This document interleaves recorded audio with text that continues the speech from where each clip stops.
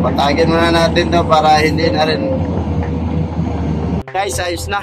So apakan lang natin para ma-siksik. Alright, for this video, for this vlog, gawa na naman tayo ng access road mga bay, mga kabits. At dito tayo magawa ng access road dahil pinawalo sa taga-highways, taga-DPWH, pinahati yung project. Bali, ginawa na naman dito sa kabilang side, kabilaan, pinutol. Kasi doon sa unahan, kita nyo sa unahan na palayan na yan doon. Umuho na yung palayan, kinakain na ng baha. Kaya inilipat na naman dito sa kabila. Ito na muna yung ano natin, gawa tayo ng access road para sa pagpasok ng mga equipo dito, mga dump truck at saka backhoe. Kaya gumawa na naman tayo ng access road dahil sa kabila ay hanggang doon lang daw. Hanggang doon lang yung ano natin, yung nabusan. Ayan, nakita nyo na may recraft na. Yan na yung ginagawa na namin. Hanggang dyan na lang. At saka dito na naman sa kabila.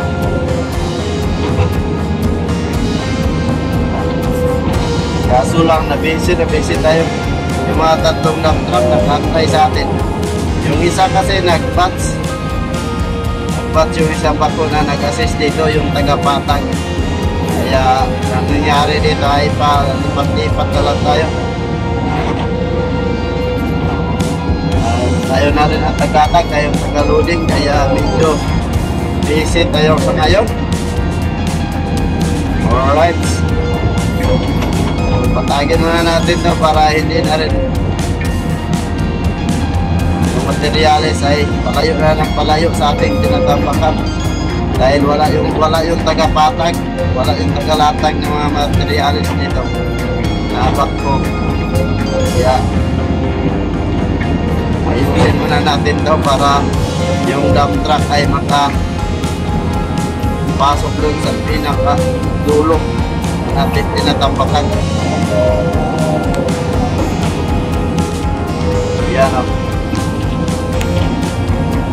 Guys, ayos na. So, apakan lang natin para masiksik. Patay na. Para masiksik lang yung mga materialis at hindi bumawon yung mga truck.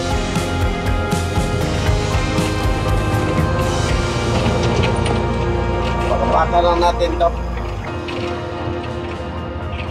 So yun na, natapos na natin napakapakan at napakaganda na mga kabets. Noong ano, at hindi na siguro bumaon dito yung mga truck. Hindi na lumubog, no?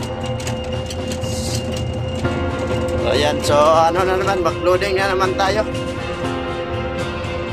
Punta na naman tayo sa kabilang area para magloading sa ating mga dump truck para magtambak na rin dito. So nandito na yung isang kasama natin ngayon, no? Ay bit-bit na vibro hammer. So siya yung nagtanim dito. Ayan, siya ang nagtanim dyan sa mga sitpay na yan nakatayo. So dyan banda sa gitna ng ilog itatanim. So yan ang mga dump truck ng ating mga kasama. So balik na tayo doon sa area na kung saan banda tayo mag-loading.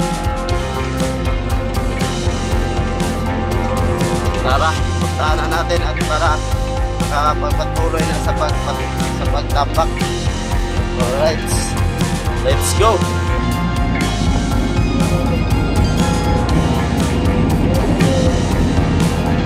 Yan, mag-loading na naman tayo. Dahil matapos na natin yung maglapan yung mga materialis ko. So, loading na naman tayo. Ayan, dito na yung kaibigan natin. Dump truck.